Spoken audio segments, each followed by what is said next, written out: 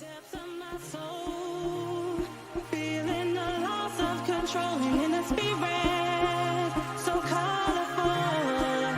Easy feeling, then let's go to a place where you belong. Give it strength to carry on. Open your heart, set your mind at ease. Live your life and you'll be free. We're gonna rise, rise, rise. Keep on rising, rise, rise, rise. Keep on rising,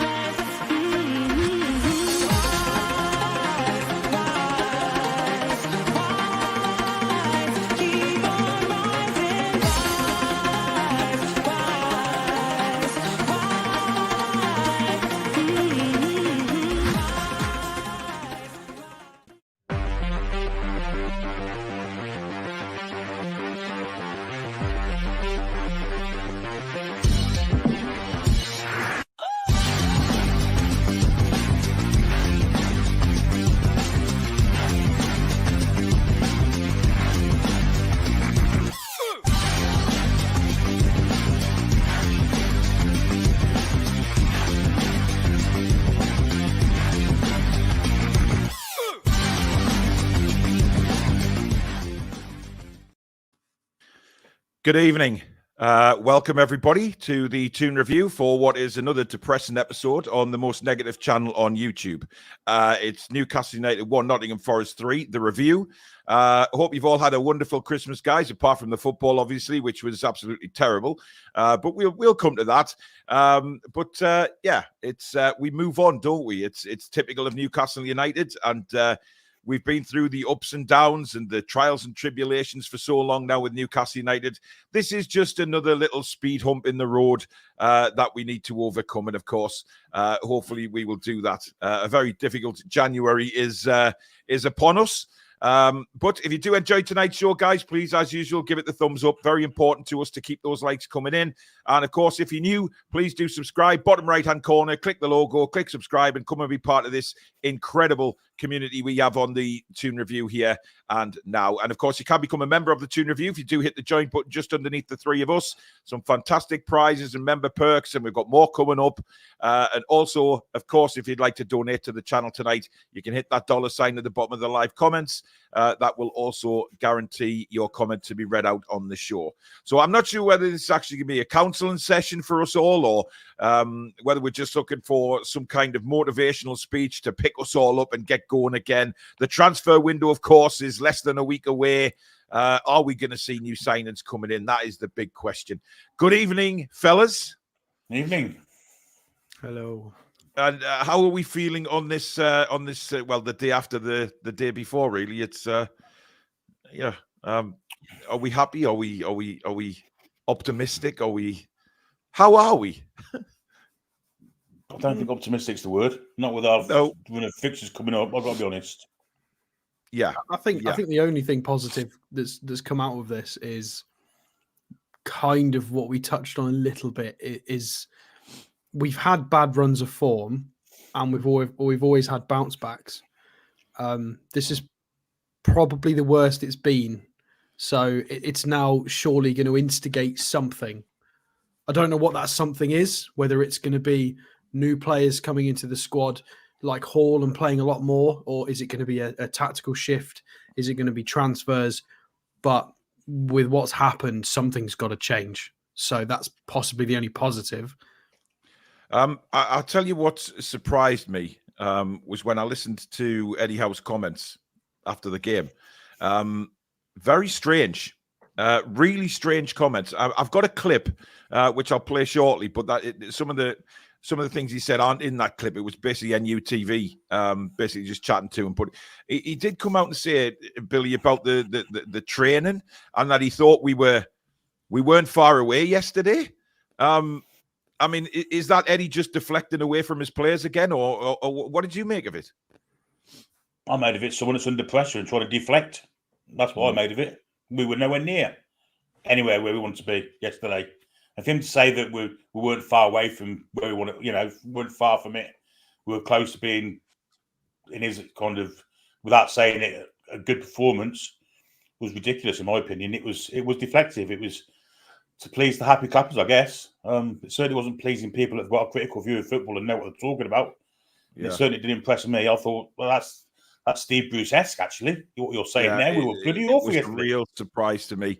And it's the first time I've really heard him say things like that. But again, you know, when that match started yesterday, Billy, you'll remember how many times Nottingham Forest tried to play out in that first 15, 20 minutes and were completely hopeless at it. And we were sitting there thinking, wow, you know what I mean? This could be a big win for us today because they are terrible. I mean, really bad. You know, they lost the ball so many times, but we got it in that final third and we couldn't do anything with it. And Alex, I noticed your tweet on during the match, asking the question, did Miggy go to score an own goal there? I mean, he seemed to forget where he was. I mean, Miggy wasn't good enough at all yesterday. He's not been good enough for a while. It's really irritating because he's getting himself in good positions. I tell you what, he reminds me a lot of Dwight Gale. It's almost, he's such a bridesmaid of a player. He's almost a really good player because Dwight Gale was reasonably clinical, quite intelligent, but just didn't quite have enough to be a decent Premier League player. Miggy, I would say, is an okay Premier League player. He had a good purple patch. He's useful. He's got skill sets that others don't. His energy, his relentlessness. But I feel like there are other clinical wingers out there that wish they'd got what Miggy's got in build-up because Miggy gets himself into such great positions super often and doesn't really do enough with it. You know, yesterday he should have. I think he could have had a couple of goals. If it's a different player, he could have scored 2. It's just a shame because he's 7 or 8 tenths of the way there, and he's just missing bits of his game to be the player that we really want him to be. Yeah. And sometimes it goes well for him. Things that he touches just keep going in the net, and he has these purple patches. But you know, we need somebody who's a little bit more consistent. I'd be happy to drop 10% work rate if we had a bit more consistency out of a player and knew what we were going to get. Yeah, to be honest, it wasn't just Miggy though, was it? Yesterday, you know, I'm not. It was just awful. You know, there was players out there yesterday who shouldn't have been on that pitch for the second 45, and we will come to that because again, questions are asked. Questions are asked about that. Yogi, thank you for gifting a Toon Review membership. A regular donator of membership. That is very kind, matey. And that has gone to Niall Powell. So, Niall, you are now a member for a month, and hopefully will continue after your free month. Bazza Brush, thank you for your super chat. He says, I believe in Howe. He's unfortunately working with players still not at his level, considering how many of his transfers have been out injured. It's a good point. And look, I'll reiterate again, I don't want Eddie Howe to be sacked. Okay, I need to make that clear because some of the comments on my reaction video yesterday were nothing but pathetic, accusing me of being an armchair fan and accusing me of secretly wanting Eddie Howe sacked and all of this. I don't want Eddie Howe out at all. I still believe that Eddie Howe can become a legend if he learns from mistakes. And that is the important thing for me, guys, because I think, like the players, Eddie has been on a journey as well this season and has to, you know, do things differently if he comes up against the same sort of problems. This is the first time that Eddie's been, let's just say, having his collar felt at the moment with the pressure, 6 defeats in 7. He is under pressure, Billy, but from himself more than anybody. Yeah, he's a victim of his own success in many ways. Nobody expected Champions League football last season. The amount of games we've played this season, we've been part of that. But he hasn't managed his squad correctly, I don't think, in this season. And it is a learning curve for him. But I don't think if we'd have played Europa League, he'd have still played the same system. He'd still played the same way. He'd still wanted to win every game. He'd still put his best side out every game and wouldn't have rested players. And people say that, you know, the transfer window was a bit of a misdemeanor with the injuries and suspensions that have come from it. And they have, it's correct. He's still got players that he hasn't played that have been brought into the club, like Lewis Hall, for instance. So... Yeah. You know, it's not a one-way street by any shadow of the imagination. He does have to learn, and I hope he does learn. Because if he doesn't, I don't think he'll be in the job much longer. Yeah. Billy Thriller, thank you for your super chat. He says, we need a Johan Kabay. Final third, no creativity. Paul says, worry this season as things have been off. all season. It started away at Man City. We sat off them, and that continued in all the away games. Our negative defensive play does not work, plus no press. Yeah, I mean, look, I've said a million times watching us this season that we, but then again, saying the homes. Listen, Fulham, remember, I mean, I know we beat Fulham 3-0, Alex, but that first half before the sending off, we weren't great there either. It took a big swing in that game, and then we started to get going. So the form hasn't been good home and away for a few weeks now. I mean, the red card won us that game. If 11 men are on the pitch, both sides for the 90 minutes, do we still win that game? We didn't play well Possibly. Sending off. It's just a few things aren't working, and yeah, we've not been playing good at the moment, and there's not really any option to change it. We've really missed Joe Linton. We can't use Tonali. We haven't got any different ways of shoring it up. We're getting absolutely battered in transition. It's been too many changes at the back too frequently, which Eddie Howe doesn't want. We know he doesn't want that, but he has been kind of forced into that to a point. But then he can make different decisions with personnel selection, so it is kind of on him. I do feel like injuries have hampered him somewhat. Well, maybe not injuries, unavailability, we'll say, as a net phrase, because Harvey Barnes and Tonali were players that he wanted in the door to try and kick on and play a certain way this season. They've not been available at all. And then when you couple that with Miggy and Longstaff and certain players, is it reverting to type? Is it maybe playing or just having a worse run of form? It's a mixture. It's difficult to say what it is exactly. And it's a combination of that. But I think to stop this, we need to sort out the back four. We need Dúbravka to be a bit more aggressive as well. And we need to stop getting absolutely killed in transition. I think Dan Burn against certain teams shouldn't play. I mentioned this at the start of the season and everybody battered me for it, saying, I hate Dan Burn. It's not fair. Big Dan Burn's amazing. He's from Blythe. And I said at the beginning of the season, Dan Burn's going to be a really useful squad player and should be selected against certain opponents for his profile. He shouldn't just be blanket used all the time because he's Big Dan Burn. Yesterday showed that was completely the wrong matchup. Just because he's had a few good games against some world-class players doesn't mean it's the answer all the time. And I feel like we just need to use the squad better. But it's a combination. It's so hard to figure out whose fault it is. But I think first things first, let's stop getting destroyed in transition because that's really hurting us. Because we're trying to be this dominant team, but then we can't stop counterattacks. Schar follows the ball. If Gordon's not back or Miggy's not back, we've got no help, and we just trip over each other. Yesterday, Craig Hope and a bunch of other people kept screenshotting about the counter-attack. It was 5-on-4. Why was it 5-on-4? Why did nobody notice that? They're all good enough to notice that. Coaching staff as well.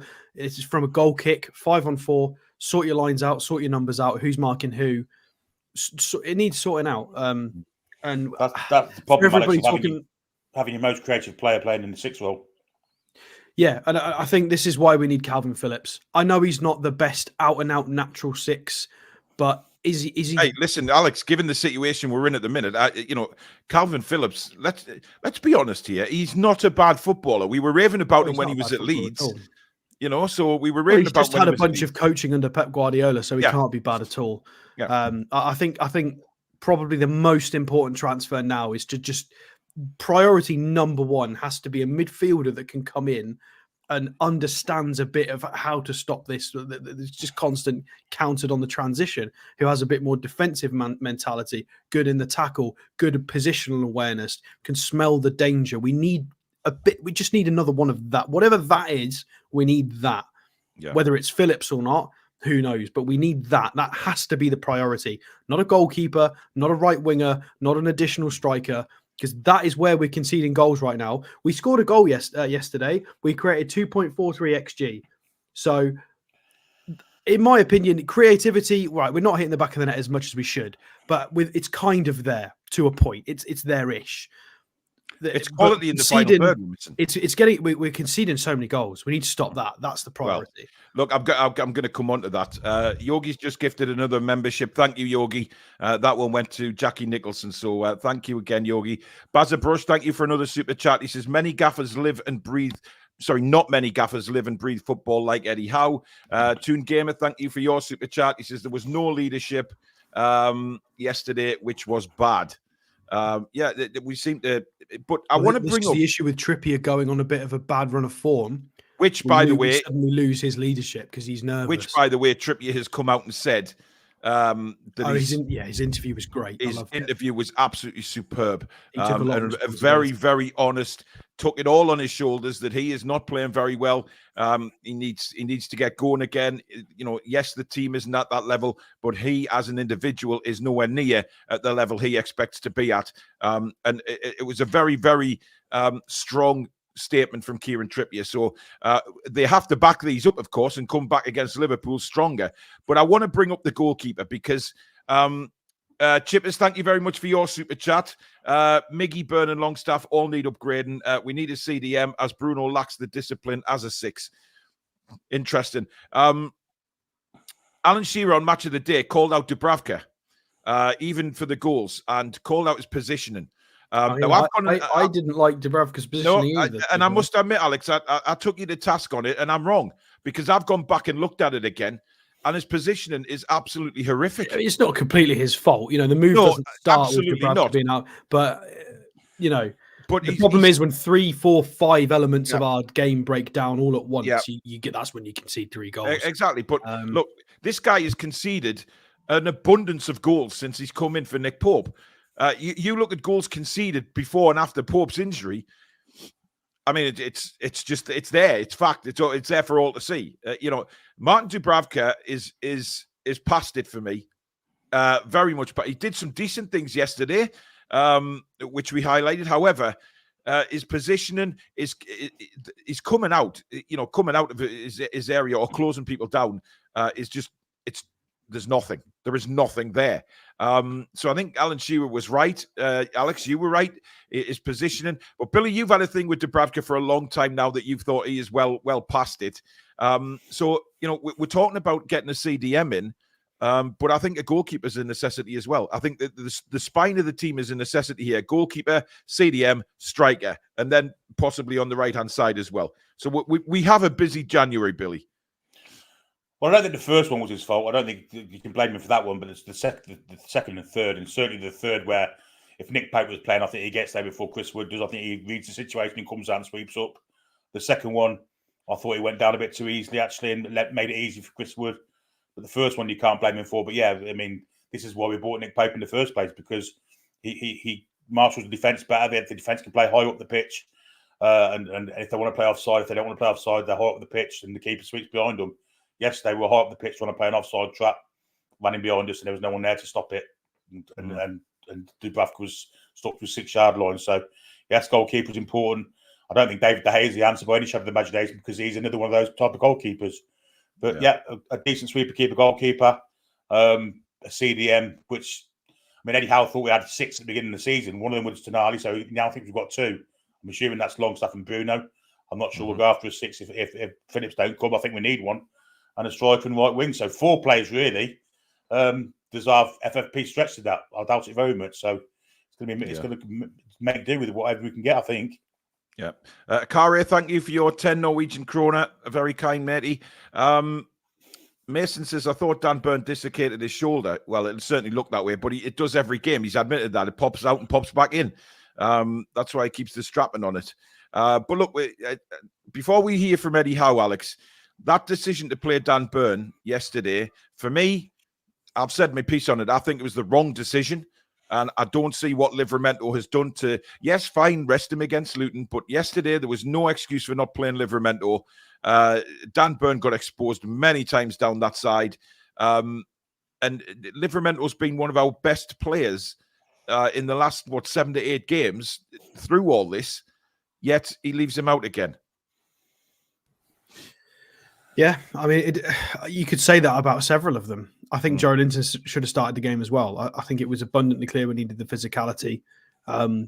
we really struggled in the first 20 minutes of the game because Miley and Bruno got man marked by Sangare and Morgan Gibbs-White, and it took us 20 minutes to try and change something. And I mentioned this yesterday. It was Botman stepping into midfield and creating more space for them, and then other players were moving around. But again, it was very reactive. So Callum Wilson and Livramento came on at 55 minutes. So we were 2-1 down at that point. And then 60 minutes, he scored the third goal. And then he brought Joe Linton on 71st and Lewis Hall 79th. I think they all should have started the game, ideally. You could okay, there's a case to be made for maybe not starting Isak and Callum Wilson and Gordon, for maybe that's a bit overkill. Who do you sub on if somebody gets injured? Fine. But Livramento for Burn is a bit safer. Joe Linton instead of someone else is also a bit safer, ideally Longstaff. And Lewis Hall, again, means you can keep Burn on the bench. And if something happens, you can bring Burn on. I think this is it now. This is the cut-off where we can't have the favourites. There's got to be... I think we're going to have to keep coming back to this point. There's got to be changes now. You're absolutely right. There's no reason why Livramento didn't deserve to be in the side. He's got a season under his belt with Southampton. I think he's more than proved himself across different levels for us in multiple competitions this season. He's stepped up. He's played multiple positions. He's a good lad. He's a good player. There's got to be changes now. If I see in the first few games of January, if I see squads involving Miggy, Longstaff, and Burn in the starting lineups straight away, I'm not going to be happy about that. And again, that's my problem as a fan. I've got to deal with that. But I just think this is it now. He's got to try some other things, whether it's going to involve a tactical shift to try and compensate for deficiencies being hurt in transition, or whether it's a personnel shift. We've got to start seeing some changes, because I think the only way that Eddie Howe gets out of this, and best case scenario for him is he continue playing the same players, then he starts winning and we all get proved wrong. But does anybody else think that's going to happen? You think we're going to keep playing Miggy right wing, Burn left back, and suddenly start winning all of our games? I'd be shocked. Yeah. I'd be shocked. Interesting comment here. We all have an opinion. The Toon Review view isn't always the right one to all that watch these streams. Some people want to remember this.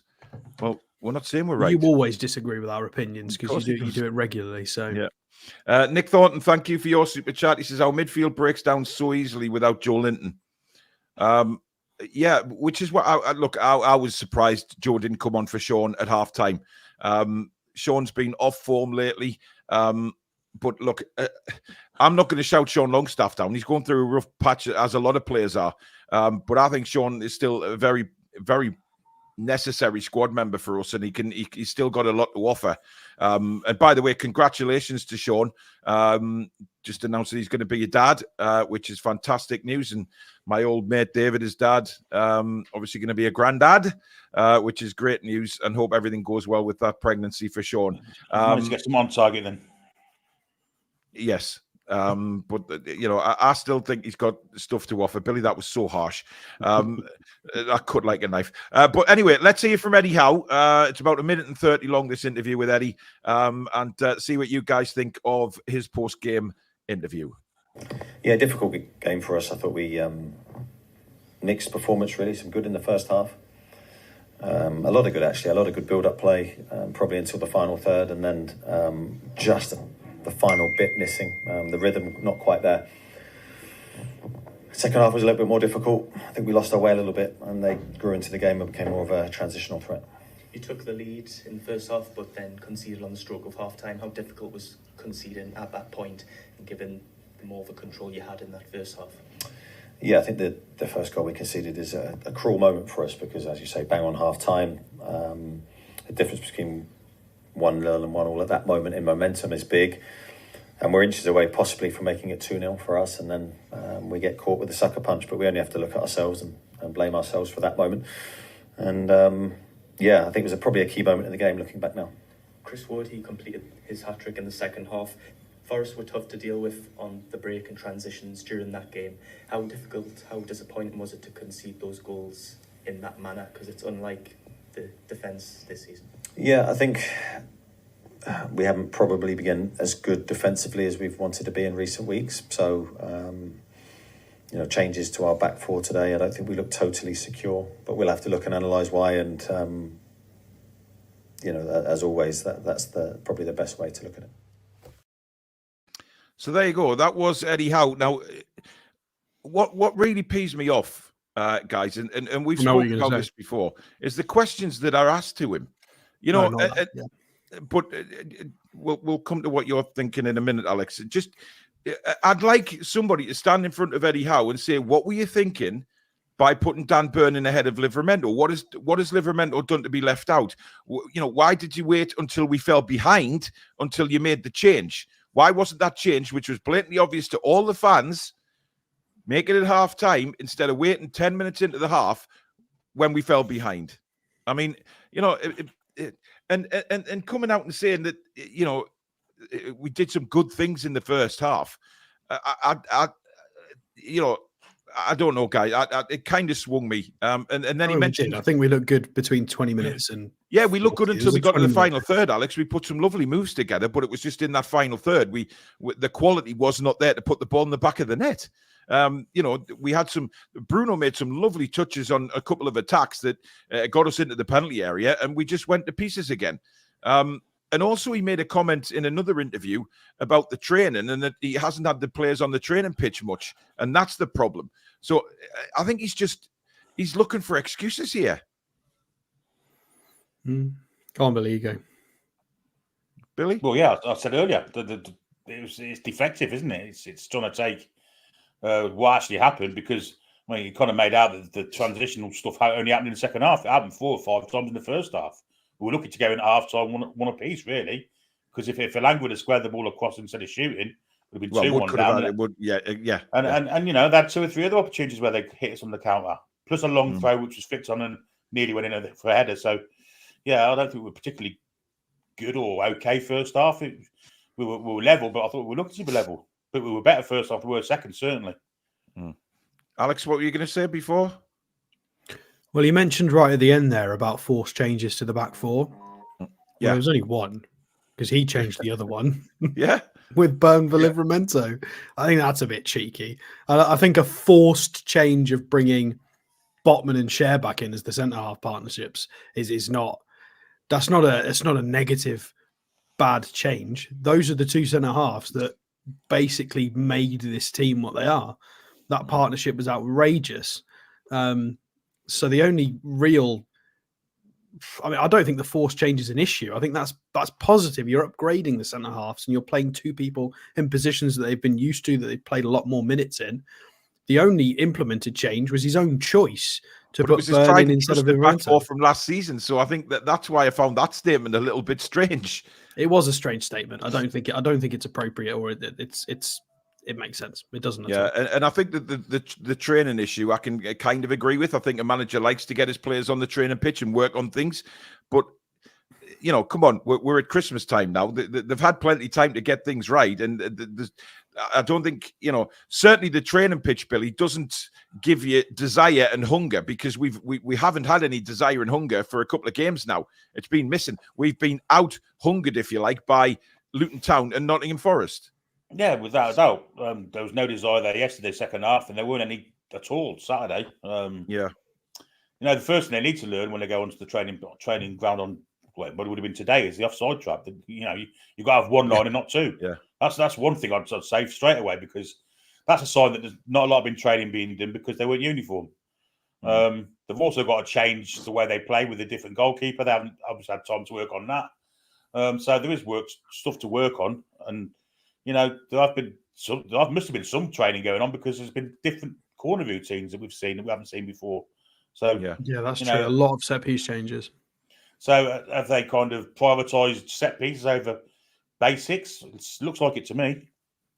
I did see comments yesterday saying they were disappointed with Kieran Trippier's set pieces yesterday. I thought Kieran Trippier's set pieces were absolutely fine yesterday. There was a couple of them off, but the majority were exactly where we'd been saying we wanted to see him put the ball, on corners and free kicks, which was right on the sort of between the 6-yard area and the penalty spot. But how many times did me and Billy say yesterday, there's nobody there? You know, we've got so much height in that penalty box. We just, for some reason, aren't utilising it. Do you want the data? Yes, please. 19 crosses, Mm-hmm.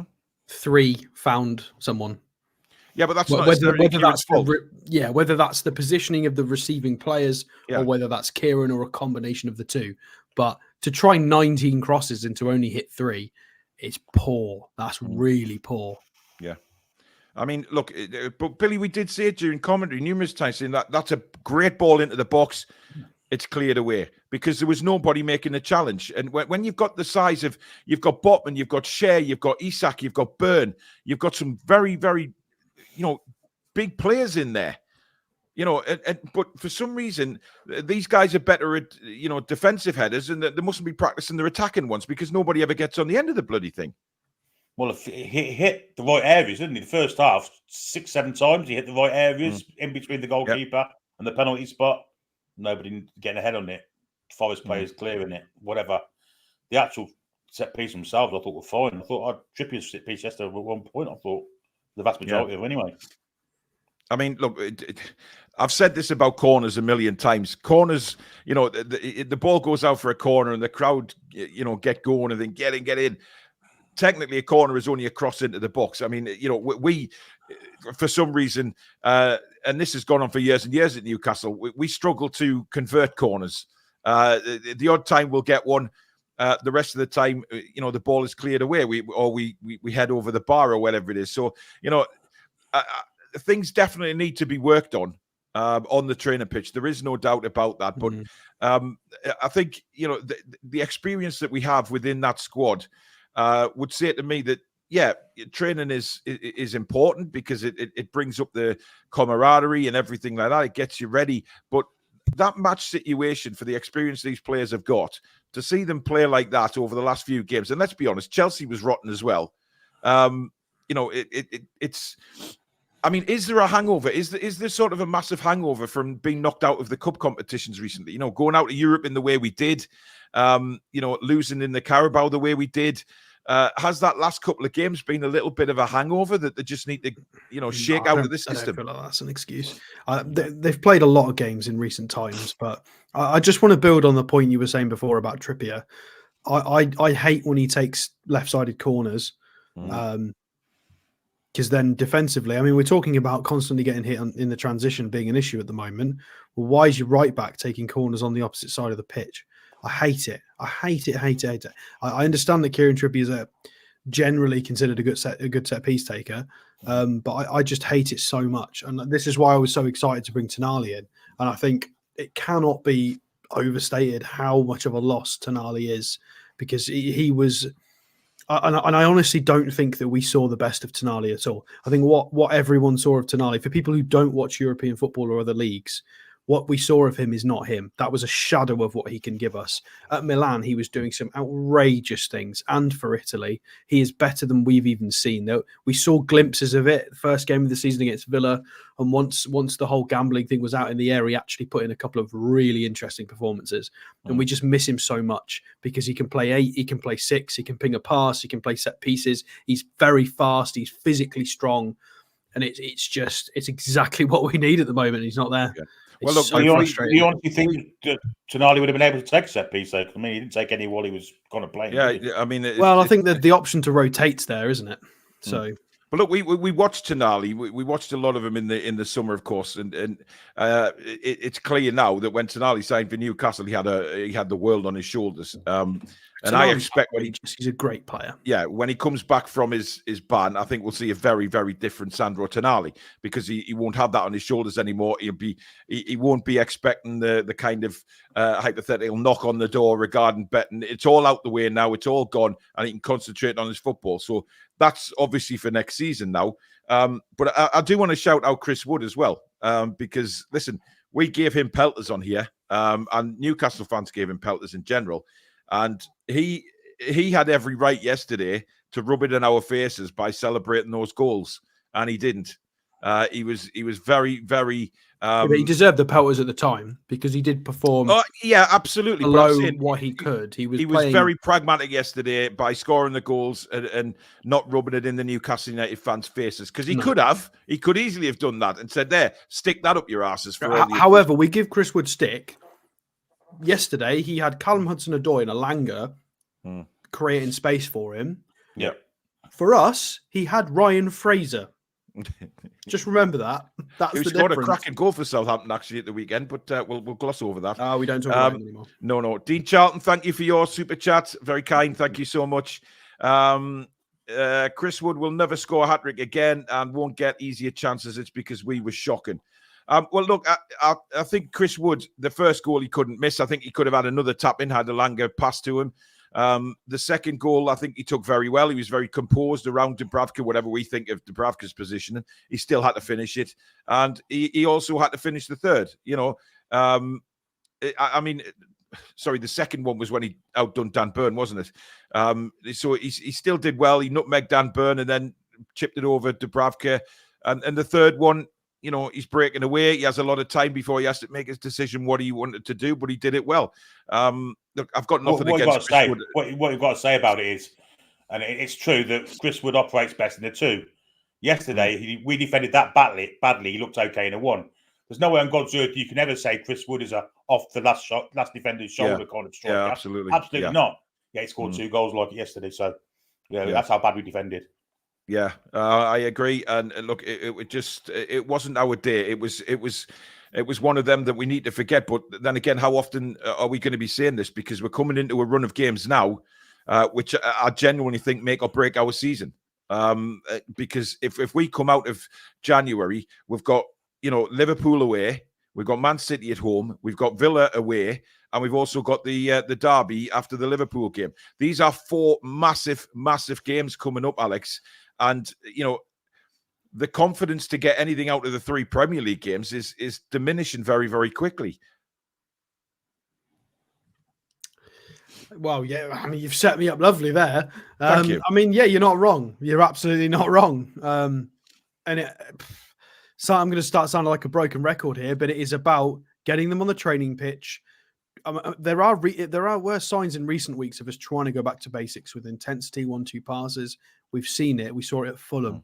We need more of that, because that's ultimately what Eddie Howe's about, is the fundamentals of coaching. That's what he implemented when he first came in. Is he was straight on the pitch working with the lads. They need coaching. And it's an area of coaching he's never been in before, because he's always had a lot more time with his players. Whereas now it's different. He's taken that step up into, instead of just football, it's now Hollywood football. You're playing way too many fixtures. You've got so many injuries. You're not getting time on the training pitch. He's not able to implement maybe some of what he can. Maybe not making the right decisions all the time. It happens. But this next month, it's just about trying to keep the lads' mentality up. He's a very interesting coach with his psychology and the way he talks to the players. He went on the High Performance podcast. He talks about, he's always trying to learn about how to be a better person, a more successful person. He talks about motivation, and I'm sure he does it with his players and the coaching staff. Well, they're all on the same page. Yeah. And it's about just trying to share that message with the group and just trying to make sure that we can just shore things up a little bit, back to basics, back to what the team identity is. Bit of rotation, maybe take some players out the firing line, and hopefully get some players through the door as well. I mean, what else can we do? I mean, that's it, isn't it? That's basically it. There's not really anything else we can do. Yeah, I mean, C15 Rise, you have to be the most optimistic fan on here. Liverpool won't batter us. But tell me why they won't batter us. That's what I want to know. It's all right you making a statement like that, but I mean, mate, it's a very us thing to do, to go and beat Liverpool, isn't it? Yeah, it is, absolutely.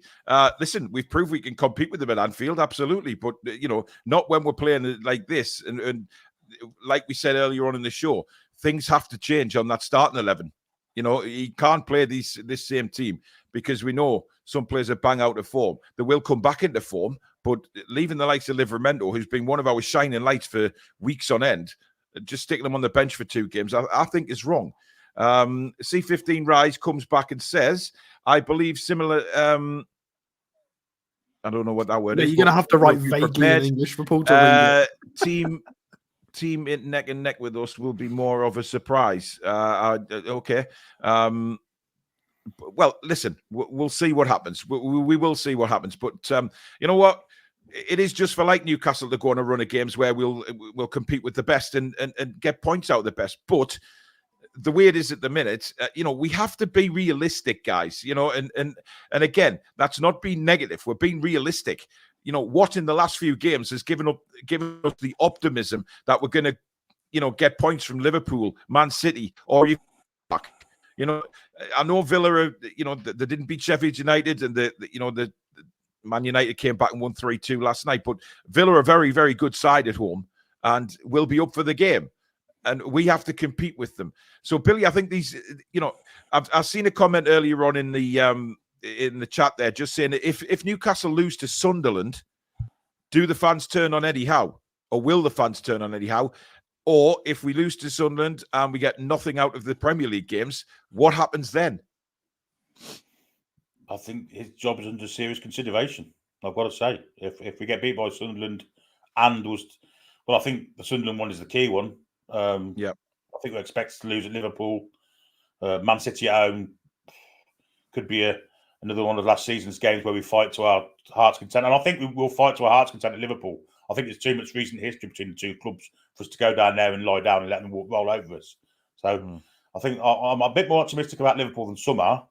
Man City at home, I think the same. Villa away, they struggle against a low block, so there are little bits of stream. Yeah, I mean, Man City haven't been great this season. No, they're on a little bit of a bumpy road. Liverpool are playing fantastically well right now. There's no doubt about that. Liverpool, out of all the teams in the Premier League at the moment, are on that crest of a wave. And I think Liverpool will win the title this season. The point I'm trying to make is those three games are against sides that we're not expected to be exactly. The Sunderland one away is similar to the Luton one away. The Nottingham Forest one at home, the Bournemouth one away, where we're expected to win, and teams are going to try. They're going to give it 150%, aren't they? They're going to kick us as far as they can. They're going to be little rats. They're going to be work harder, try and beat us that way. And that's the kind of game where I think we're struggling, and we have struggled this season. And so that's one that concerns me. And if we lose that, he may well lose the fans. And a lot of the fans, yeah, absolutely. And a lot of fans are saying, well, he's got credit in the bank. Eddie Howe, on one of his interviews yesterday, said the credit in the bank stuff is nonsense for him and the players. It's about the here and now. And he understands the situation. He understands what he needs to do as manager of the football club. But he also said the players have to be better as well. So, credit in the bank for Eddie Howe is not something that exists. And credit in the bank with PIF, I don't think exists either, because they are winners. But listen, I'm not even going to talk about that because I'm fully behind Eddie Howe, despite what some people throw at me. I'm very much behind Eddie Howe. But it's time to move on to the player ratings for yesterday. So get yours in the chat, guys, as we go through each individual player. Let's see if you agree with what we've got to say tonight.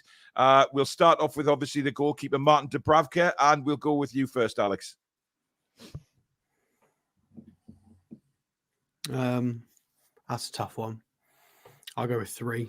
I mean, he made a couple of smart stops and then let in 3 goals. And I don't like that he doesn't sweep, and that's not his fault because it's not his game. But I don't care; it's our game, and he's had a long time to try and learn it or improve. Or I'm gonna give him a 3. I don't think he's right for our team anymore. I love what he used to do for the club, and he was amazing. But for how we try and play, I don't think Dubs works anymore.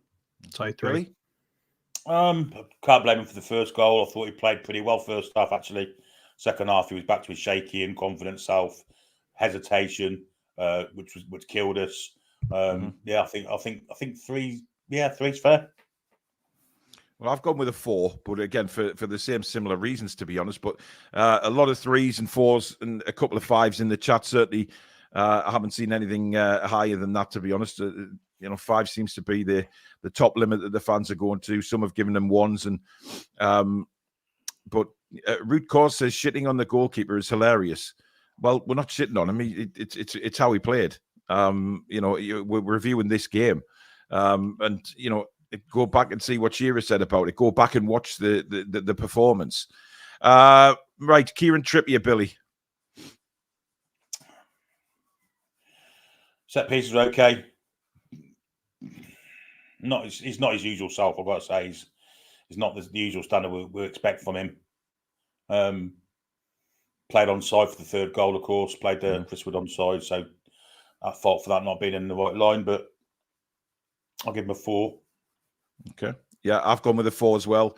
I think he's looking right across that line. And I'm really disappointed with it because, you know, not the first time he did it Everton as well. it's not. Yeah, he did. And I think that's, but, you know, I have to, once again, you know, say hats off to him for coming out and doing that interview and actually being brutally honest about not just the team, but himself. And it's a nice relief for a player to come out and do that when he knows he's not playing well and he knows he needs to kick up the arse himself. And he gives it to himself in public, which I think was a very brave thing to do for Kieran, given what he's been through. So, yeah, we all know he's got the quality. It's just a question of coming back into form for Kieran. Alex? Yeah, I'm going to give him a 4, but he possibly even deserve lower. I mean, Foxy's just hit the nail on the head there. I was literally just going to say it. He needs to be professional fouling. He could have stopped the situation, take the yellow. Set pieces were poor. Physicality was poor. 2 out of 7 total duels wasn't his usual self. Offside line as well was him. I want to say something nice. I don't know. I mean, there wasn't really anything nice. It's a 4. It's a 4. Sorry, Kieran. It's a 4. Okay. Right. Move across to Dan Byrne. I'm giving him a 1. I thought he was tragic yesterday. Absolutely tragic. He just got outdone every single time they came down that side. To be messied by Chris Wood for the second goal. I mean, what the hell? I just don't understand what he was doing. So I'm not dwelling on it. Just a 1. Billy? Yeah, I mean, it's hard watching them getting burned time and time again. No pun intended either. But that's not his fault. I don't think he should have been playing. I don't think it's been fair on Dan Burn to play him against that kind of pace. And he's a professional footballer. He should be able to deal with it, but he didn't. He was awful. And the goal where Chris Wood took him to the cleaners was shocking, really. Although I do have questions why it's him doing the covering, I've got to say. Yeah. I'll give him a 2.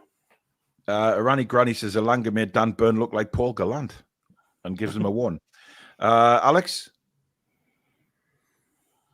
I'm trying to find reasons to give him higher than a 1, and I'm kind of struggling. I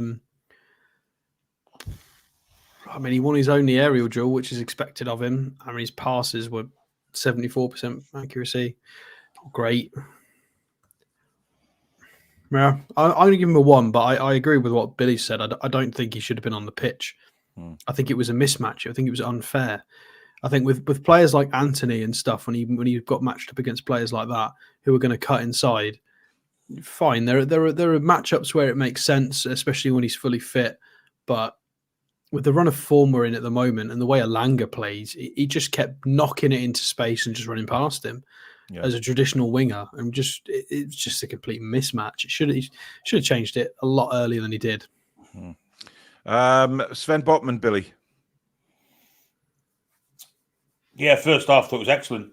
And I don't think he was at fault for any of the goals. I'll give him a 6.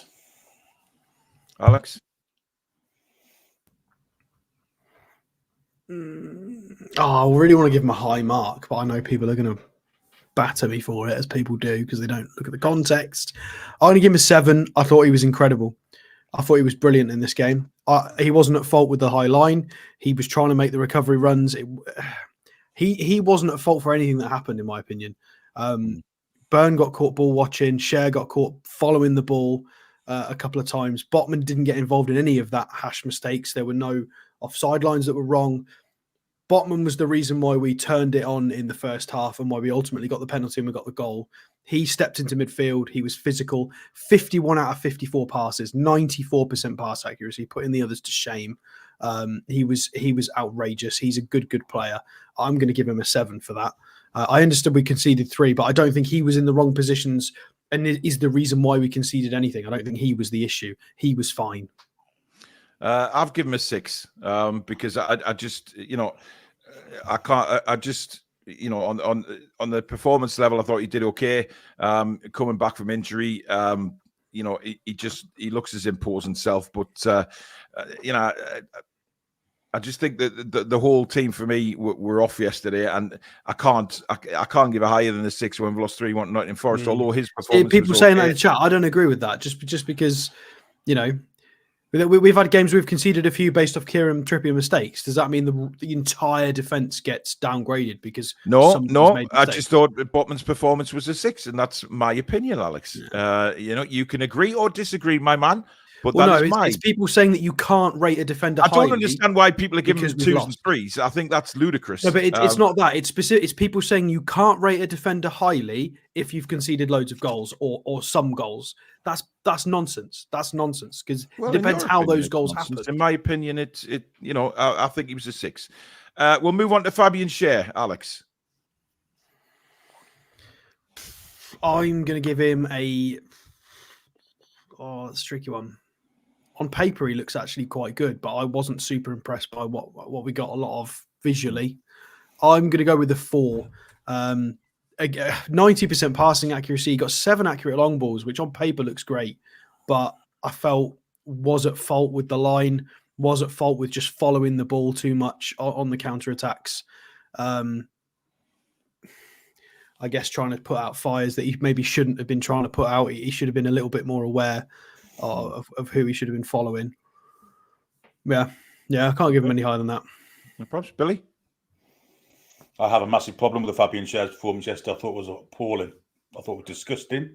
The way he acted on the pitch, lack of concentration, lack of desire. His passing fine, okay, forward thinking great, defensively awful. AWOL for the first goal. Completely AWOL for the second goal. Can't really blame him for the third as such, but that high line, obviously, is not his fault. That's how we play. But his desire and his attitude and things like that, and I'm going to give him 1. I thought it was absolutely piss poor awful.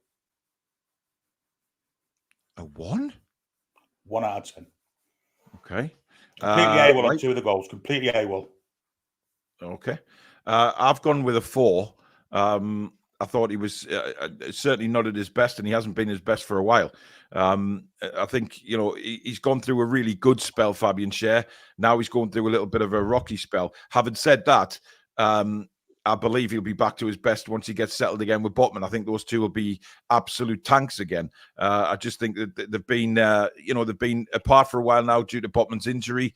You know, Schär's had to get used to playing with Lascelles again and on the wrong side, which he's done very, very well.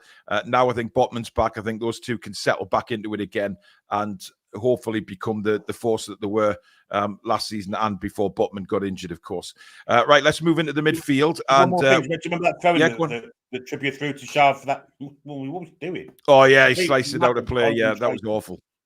But he does that sometimes, doesn't he? If he takes the huff about something, he just wellies the ball into this. It's petulance, isn't it? Yeah. It's petulance. Don't need it. Well, clearly Billy is angry with Fabian Schär, and Fabian Schär, you need to do something about that. Right, let's move on to the midfield now, and we'll start with Bruno. Billy. It's just a game I felt sorry for him because he was trying everything he could to kind of get us going forward. There were some misplaced passes. There was frustration, as always, when we're not, things ain't going right for us. But a lot of things that were good that we did do came from him. So I'm going to give him a 6. Alex, you're shaking your head there? Yeah, some of the ratings. Bruno was absolutely sensational, I thought. He was trying to, again, as he's been doing. I think sensational is a bit of a push, Alex. Is it? Yeah, I mean, I know what you're saying. I don't think he made some brilliant touches in that first half, little passes into the 1-2s that he was doing. But listen, he's carrying the weight of the world on his shoulders in midfield at the minute. But can I just mention something? Anonymous, you're doing my head in chat. You're commenting all the time. You've just told us that the midfield was fine, better than the defense, and then you put Bruno, unfortunately, was a 5 or a 4. You're chatting shit. Honestly, well, Alex, Bruno, I think, was amazing. You go ahead with yours. I don't care. He's chatting shit. No, I think Bruno was absolutely incredible. He is trying to drag this entire team on his own in games like this. He is trying to be a DM and an offensive midfielder. He's actually going out on the right wing. He's nutmegging people. He's trying to be creative. He's trying to make things happen. He's set goals up in recent weeks. He was trying to set goals up today. He is trying to drag this team on his own. He really, really is. So what are you giving him? I'm going to give him a 7. I thought he Okay. was really, really solid in this sort of game. Alex, you can't ban him for having an opinion. I know he said he's doing that I'm doing Well, his. you've just had a go at him and then you've banned him. That's not right. Well, explain it then. He said that the midfield were really good and then given a midfielder a 4. Well, okay, but he's given an It's opinion. nonsense. He's not mate. having a It's dig nonsense. at you. It's nonsense. There's no need You to can't say ban the him. midfield's really good, give people 4s. It doesn't make sense. You have to actually. To you, it it's doesn't. ridiculous, But, mate. you know, It's ridiculous. to you, it Anonymous doesn't. is definitely Sean Longstaff and Randy Granny. You're right. It's bollocks. It's absolute bollocks. I'm sorry. Chatting shit. Shit. If he Alex, said you're the turning mid- into bloody. You're turning into. Well, If he said the midfield was good, he's given Bruno a 4. Cross knows what he's going to give Sean Longstaff. well, I know, but people are like, I'm scared. Alex is turning into Saddam Hussein here. He's well hung, apparently. Billy, what about you? I need to go and unban him. By the way, I'm not having him banned. You could have timed him out, Alex. You just, a little bit harsh. But I'll give Bruno a 6. you've given him a 6, and why have you given him a 6, Billy? Because I don't think anyone deserves higher than a 6, if I'm perfectly honest. But Bruno has got the weight of the world on his shoulders. He is the one player that's trying to do everything all at once, and he can't, clearly. He's our most creative player, whilst playing in the defensive role in midfield. He can't do both at the same time. We're getting caught in transition because Bruno's high up the pitch trying to create something because we have no creativity further up the pitch. It's a terrible situation for him to be in. Yeah, so I'd like to give him more, but the result dictates that I can't give him more than 6. Okay. I've gone with a 6 as well. For similar reasons you both said. I think he's carrying the midfield. I think that is, he's. Do you know what? I'm leaving anonymous band. By the way, he is carrying the weight of that midfield on his shoulders. And when Joe Linton's not there, and Longstaff's not at the races, he's trying to do everything himself. And some things are coming off for him and some things aren't. So, you know what? Bruno is just, he's putting the effort in. He's not giving up. He's doing what he can. But if he hasn't got those players around him that he needs, a type of player like Bruno needs a Joe Linton alongside him. And without him, it's, crazy. Let's move on to Sean Longstaff. I thought Sean was terrible yesterday. He's been out of form for a couple of games now, and he just, for me, it was a failure, and I think he should have been off at half time. Get Joe Linton on, but instead he waited till we went behind before he brought him on, which I was very disappointed with. So I'm giving him a 2. Alex? It's his worst performance under Eddie Howe. Absolutely shocking. Yeah. It was a ghost, non-existent. I don't understand how anybody's given him higher than a 1. It was atrocious. He should have come off before the end of the first half. He did absolutely nothing in the game. Absolutely nothing. He didn't win a single duel. Not one. He played 71 minutes. He didn't win a physical duel once. Not once. One of his worst games in a black and white shirt. Yeah. Absolutely atrocious. 1 all day long. Abysmal.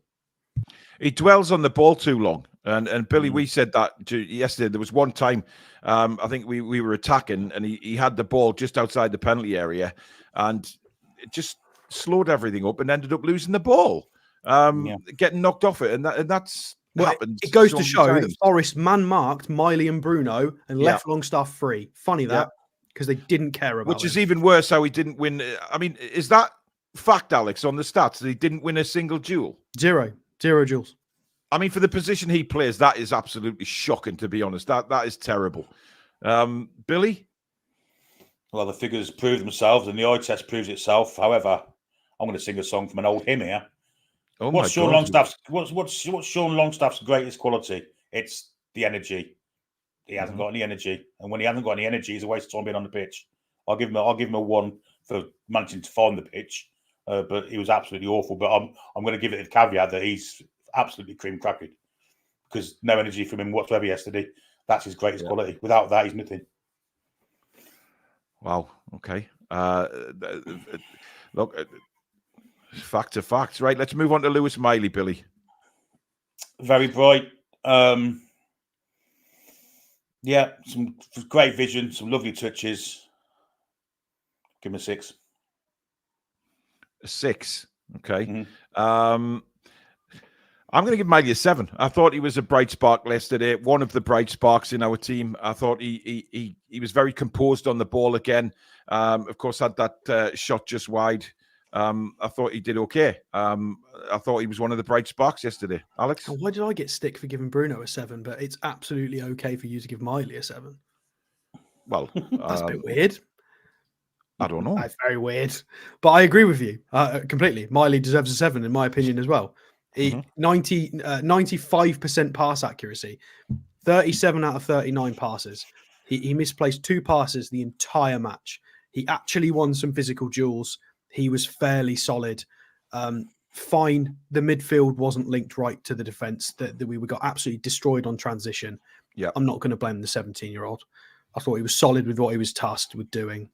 He gets a 7. I thought he was really good. Billy? Yeah, I think I said 6, but I think the two, Bruno and him, were trying to cover 3 places because Longstaff was that non-existent. Yeah, and that's why we were getting caught in transition all the time. Yeah, I'm going to get. I mean, it's. Look, I think Miley is standing out above a lot of players at the minute, which is, it says a lot for where we are at the moment when the 17-year-old kid is outshining a lot of what we believe to be quality players. And yeah, I saw that as well, Paul Tully, about people having to go at Miley for no pace. I mean, you're right. His position doesn't dictate pace. He's got a little bit of pace over the first 5 yards, which is what you need because he's got long legs. He's long-limbed. But also, Alex, he's getting into those really good positions as well, where he's getting down to the byline and getting crosses in. He's getting to the edge of the box. He's getting runs into the box. So I think he's doing okay. I think he's got a long slide. I think he doesn't look as quick as other players that are running. Do you know what he reminds me a little bit, Billy? Chris Waddle, like lanky and he's got a long stride. He's deceptively quick, I think. Yeah, I mean, look, he's 17. He's got some building up to do. Can I just mention? I think the best part about his game, the reason he's next level, is not just the composure. It's the fact that he can also run to the 18-yard box and dance past like 5 people when they can't get the ball off him. Yeah. That's stupid. Like when you got 4 or 5 senior pros in the Premier League and a 17-year-old who is a midfielder and quite lanky, they just can't get the ball off him. His awareness of where they're going to move, their positioning, their next move, where he's got the ball, where he's going to take the ball. It's that for me. It's the fact that we love the fact that he can stand in midfield and do lovely, nice, neat passing, his positioning solid. That's great. But the fact that he can also join the right wing and start joining in with flicks and tricks with Bruno, that's different. That's very, very different because Sean can't do that. Yeah, Miggy can't do that. I agree. Very much agree. And I think, what Miley has as well is just a wonderful football brain at such a young age. He's got composure. He's got, so much maturity about him for a young player. Right, let's move to the front 3. Billy, we'll start with Anthony Gordon. Thought he was good first half. Thought he ran out of steam second half. I'll give him a 6. No, I'll give him a 5. Sorry, 5. Okay, Alex? Yeah, I think a 5's fair. I completely agree. I thought he was really solid first half. Fell off in the second half. Again, he's someone that's played all the minutes, all of the minutes. He's played far too much football for the way he plays and the role we've given him. I understand that some of them have now recovered and we can't use that excuse for a lot of the players. But for Gordon, I think that's still a kind of a fair point. He's, some people have mentioned the injury. Yeah. I think it's fair to talk about Gordon and fatigue and injury. He really is just playing through it at the moment. Yeah. I did think his shot was really good, actually. That one shot he got off that got blocked. Montiel, if you go and watch that shot, I don't know if you go and watch the highlights, I don't know if it's in the highlights compilation, but that block from Montiel was absolutely ridiculous. Like that was insane. Like that was going in. It was a great first half from Gordon, to be honest. It was okay. Tried lots of crosses as well, tried a few different things, but just ran out of steam in the second half. I'm going to give him a 5. To me, I think he still looks a little bit injured. I'm not sure that Anthony Gordon's fully fit, fatigue-wise, or the fact that injury he got at Chelsea is still, giving him a little bit of a jip. We know what Anthony Gordon can do, and hopefully now, we're getting a little bit of extra rest between games. That can only benefit Anthony Gordon to be at full pelt. I don't It think was with Eddie's his foot. Go watch the highlights. I don't think Eddie's management of Gordon's been that great to Gordon or to the team, actually, in the past few weeks. Yeah. Right, on to the other side, Miggy Almiron. He gets a 1 from me. He was absolutely dreadful yesterday. I don't see how anybody can, stick up for him on that performance. Just absolutely. What was that? It's not an airport, mate.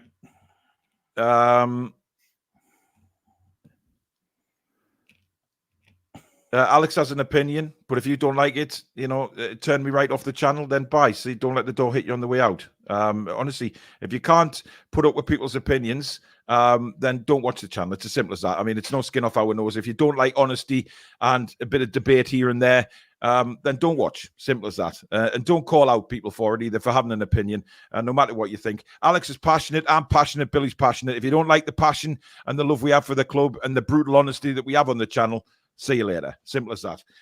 So yeah, I'm giving Miggy a 1.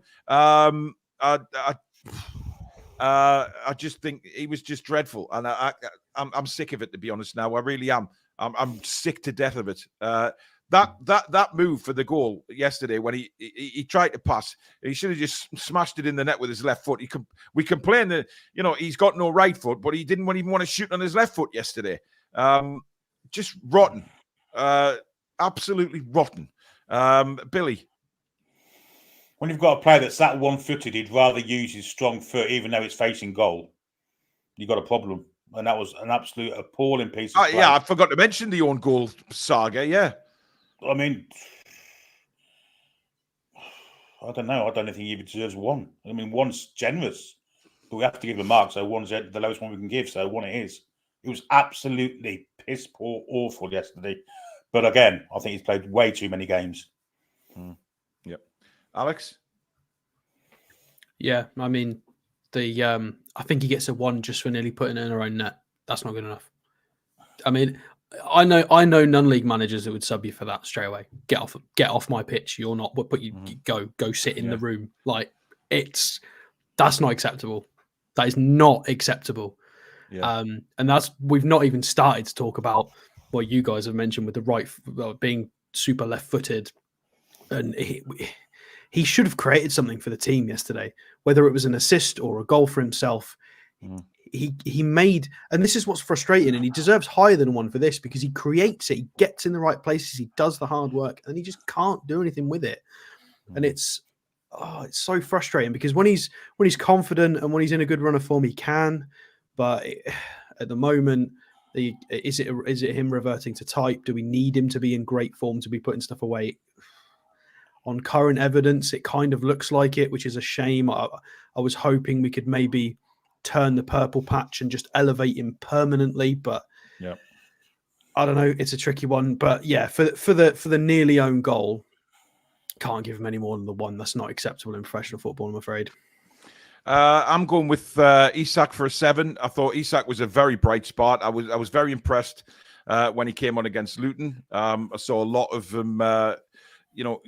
I saw a hungry Isak again, and I saw it again on Saturday. He was coming deep for the ball. He was trying to take players on. Obviously, scored the penalty. Not the best penalty I've ever seen in the world, but it hit the back of the net, and that's all that counts at the end of the day.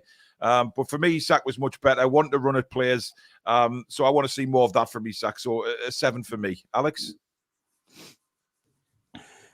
I mean, this is going to cause a lot of other people to get irritated with me in the chat, and fine, get irritated with me. He's not a striker. He's absolutely not a striker. He's a wide forward. He's 100% a wide forward, and that is my opinion. And he's a wide forward. That is it. He's a good penalty taker. He's clinical. He's great at picking his head up and running with the ball. We need to get him in positions where he's doing more of that. And isolated up front is not the way, because especially with inverted wingers, because by the time the ball gets anywhere near him, he's got to try and win a physical battle with someone. which is not playing to his strengths at all. Yeah. Billy? I don't even know if I rated him. Have I rated him? No. 7. Okay. Billy? Yeah, he looks sharp, doesn't he? And he's got a little bit of determination and desire that he didn't have a few weeks back when he was playing injured, basically. I think he was playing injured. And I think he was another one that was mismanaged by Howe when he was completely dead on his feet at Paris and the games after that. 6 out of 10. He's a bloody good player. One of our best, if not the best. Yep. Right, let's move on to the substitutes now. We'll quickly rattle through the subs. Tino Livramento, I think, was he the first to come on, Alex? So Tino and Callum came on at the same time, 55 minutes for Burn and Miggy. Right, so we'll rate both of them together, and I'm going to give Livramento a 6. I thought he did okay when he came on. Callum couldn't get into the game, as far as I could see. I'm going to give Callum a 4. Billy? Yeah, 6 and 4 for me. Tino's a much better defender than Dan Burn will ever be. Offers us much more going forward also. So 6 for him. And like you say, Callum Wilson, no service. And when you don't give him service, he's kind of a waste of a player, really. So 4. Yeah. Alex? Tino 5, Callum 4. Really irritated with Callum in the last 5 minutes. Well, happy with him in the last 5 minutes of the game, but it irritated me overall. In the last 5 minutes, he suddenly perked up and realised we needed a goal and started running left wing, trying to combine with people, stood up as a leader. We needed that for 35 minutes, Callum, not 5. I loved it when he did it, but why couldn't he do it? Why couldn't he have done that half an hour earlier? I don't know if you remember what I mean. He ran to take a short corner. He ran into the box. He was trying to start 1-2s. Where was that from 55 minutes? That's what we needed. He's got it. Do it.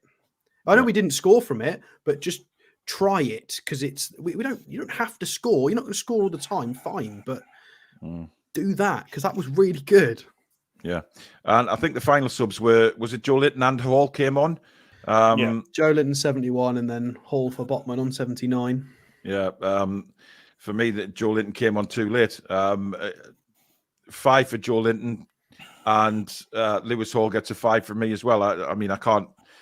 They didn't really have any impact on the game. Alex?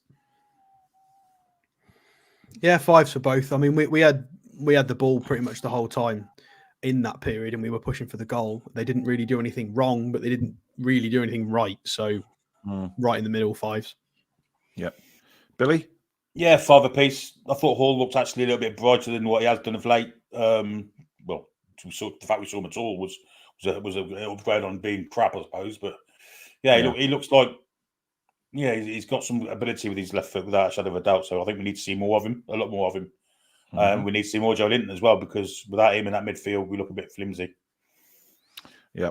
And finally, the manager, Eddie Howe. Billy, I'll give you the grace of this. Cheers. I'll give him 1. You're welcome. It was awful. Team selection was poor. Substitutions were reactive. 1 out of 10. Okay. Alex? I'll give him a 3. I liked the changes in the first half. It got us on the front foot, and it ultimately got us the penalty that got us the first goal. I liked the substitutions, but they were all a bit too late for me. And I think the substitutions were quite predictable anyway. But yeah, 3, because I feel like a lot of those players should have started the game. We need to fix this, getting hurt on transition. There were a few mismatches. And it was a naive second half. The first goal to equalise, it happens. Fine, it happens. But then the 2 more in the second half wasn't really good enough. It was poor. I'm going back in the middle of you two. I'm going to give him a 2. Team lineup was wrong for me. He's got to stop playing his favourites. He's got to go with players in form instead of thinking, I've got the tried and trusted. It doesn't work anymore. You've got to play the players in form. And I thought he should have been brave enough to make those substitutions at half time. He wasn't, and that was our downfall, because, like Billy said, he reacted too late because we were 2-1 down when he made the substitutions that should have been made at half time. So for me, it's 2. Sometimes you can be reactive when you don't see things coming, but if you didn't see them transition goals coming, then you're a blind bloke on a galloping horse, in my opinion. Yeah. It was blatantly obvious that was going to happen at some time. Well, a blind bloke on a galloping horse. They gave us plenty of warning signs in the first half. Of course they did. Yeah, absolutely. So there you go, guys. That is the review done and dusted. Thank you very much for joining us. Don't forget to hit the like button on the way out if you have enjoyed the show. And if you are new to the channel, please do subscribe. It is free to do so. Join this incredible community. And of course, don't forget to hit the notification bell, which will let you know when we schedule our live shows or we upload any recorded ones. And of course, you can become a member of the Toon Review by hitting the join button as well if you're watching this on a rerun. Thank you for your super chats and new memberships, and to the mod squad, to Billy and Alex. And thank you to you guys for joining us tonight. We will be back again tomorrow. Now, obviously, I'm just wondering what kind of show we can put together tomorrow. I mean, do we have a transfer show, Alex? We have a type of transfer show, yeah. Okay, right. We'll do so. I don't want to give it away because night. people will copy it, but we'll tell you. Absolutely. So there you go. We are doing a transfer show tomorrow night at 7 o'clock. I'll be back at 11 in the morning with the latest news. So until then, enjoy the rest of the evening, folks, and we'll see you soon. Good night. How are the lads and lasses? Come back and check out some green.